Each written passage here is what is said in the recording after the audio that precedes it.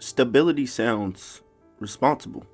It sounds mature, safe, adult. Some people chase it without questioning the cost. A steady paycheck, predictable routine, just enough certainty to relax. But stability has a price most people never calculate, and it's higher than they think. Stability trades upside for certainty. You give up growth you can't see for comfort you can feel right now.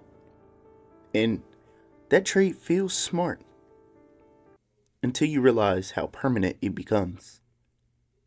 Most people don't get trapped by poverty, they get trapped by just enough. Enough to pay the bills, enough to not panic, enough to postpone hard questions. That's the danger zone. Because when survival pressure disappears, urgency disappears with it. Not laziness, it's not a lack of ambition, just human nature. Stability tells you don't rock the boat. Be grateful. Don't risk what you have. And slowly, risk becomes irresponsible in your mind. The problem is, freedom requires uncertainty. Every form of leverage starts unstable. Ownership is unstable. Building is unstable. Creating something that compounds is unstable. So, stability doesn't just protect you, it filters out the paths that lead to freedom. This is why people feel conflicted. They want more control, more time, more options, but they also want to feel safe right now. So they choose stability and hope freedom magically appears later. Well, it doesn't. Stability doesn't grow into freedom, it calcifies.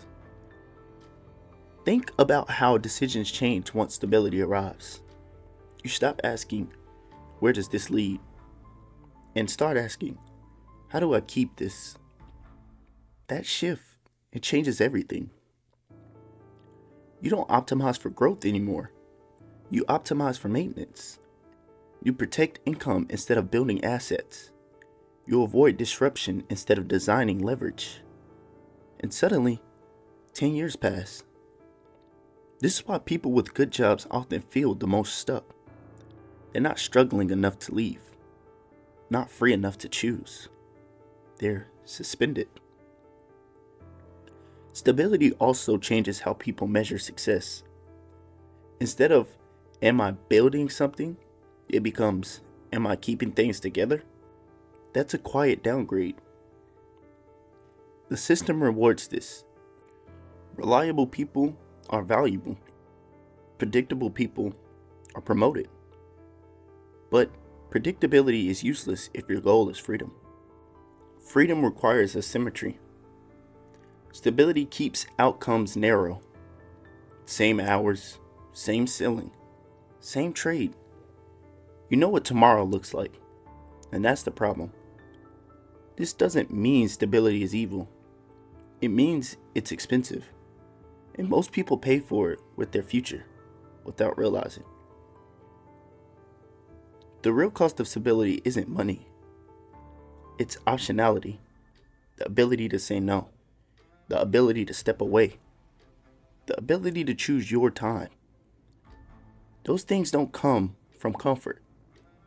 They come from leverage. And leverage rarely feels safe at first. It feels insufficient, messy, uncertain, which is why most people never pursue it seriously. Stability whispers later, but later never arrives on its own. Later only comes from building something unstable early. This is the part that people don't like to hear. If your life feels predictable in your 20s and 30s, it will feel restrictive later. Predictability compounds too, just like leverage does. This channel isn't anti-work, it's anti-illusion.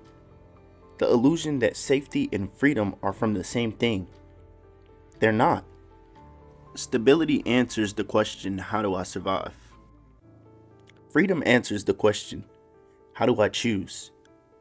And you don't get both from the same structure. Most people never escape the stability trap because leaving feels irresponsible. But staying forever costs more than leaving ever will. This isn't advice, it's awareness.